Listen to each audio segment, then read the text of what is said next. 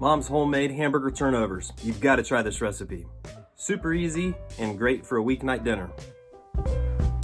It's a recipe my mom always used to make when I was a kid, and something so simple about them. They don't have a whole lot of ingredients or cheese or gravy or any of that stuff, but it's just the hamburger and the sauce and the shell just makes it so good. It warms you up on a cold day. It's a hearty meal, and I don't know, there's something really good about it. You should try it.